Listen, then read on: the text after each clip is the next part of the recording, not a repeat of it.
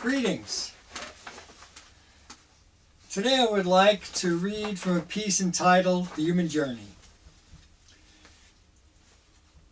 The individual life, the human journey, is unique for each of us. It had its origins in human evolution.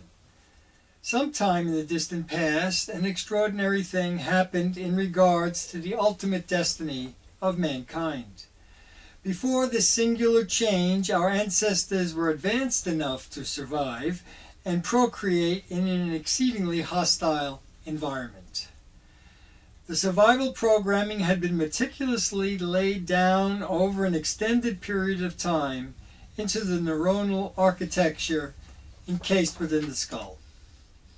These early ancestors were successful at making tools and establishing communities of individuals. They successfully mated and lived long enough to ensure the survival of the species. They responded to their environment through direct action and expressed themselves through their emotions.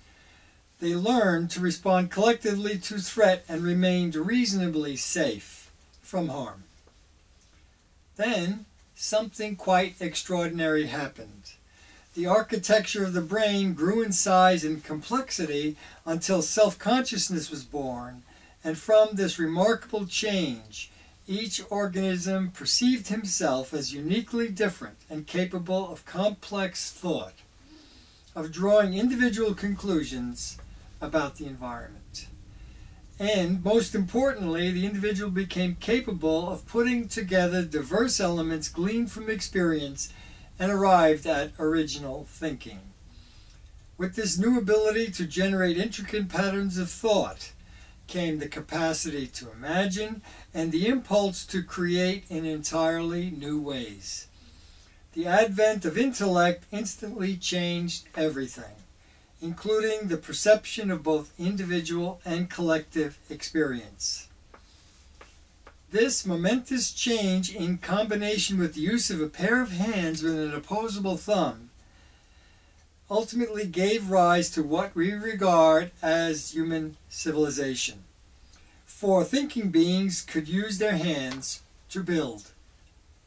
These early humans were no longer restricted to the creation of primitive tools, but now could imagine ways to combine disparate elements in the immediate physical environment to solve real-world problems. Along with the obvious advantages of self-consciousness came new and often daunting challenges. In addition to identification with the group, there was now self-identity that added new kinds of considerations and demands. There also appeared within this newly acquired intellect an appreciation of the passing of time and the challenges involved in making use of conscious life. No longer was the individual simply propelled along the path of life by the survival mechanisms and behaviors hardwired into the neuronal circuitry. Now, the individual could fashion new kinds of behavior based on conscious choice. As with all choice came the ultimate realization of consequences, of the possibility of failure as well as success. Each of us is propelled from birth into the human journey. We have many tools at our disposal of both a physical and intellectual nature. As we grow and develop as individuals, we learn and are shaped by our local environment.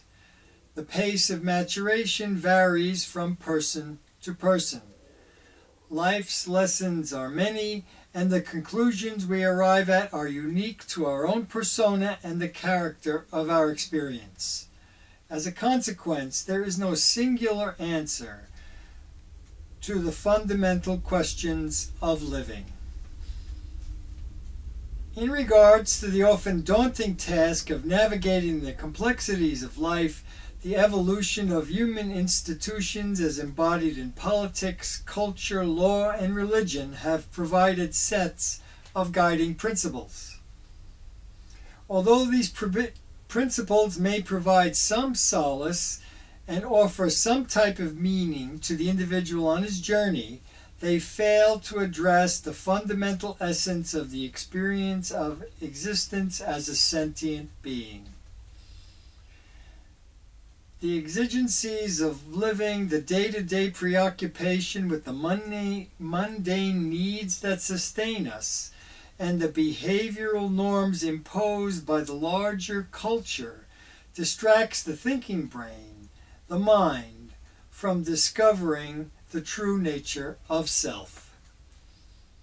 In many ways, the external world has become a shallow and nearly mindless multi-ring circus, with the many performers all calling for our complete attention and constantly demanding our loyalty to competing values. As a result, much of existence has been stripped of its real significance.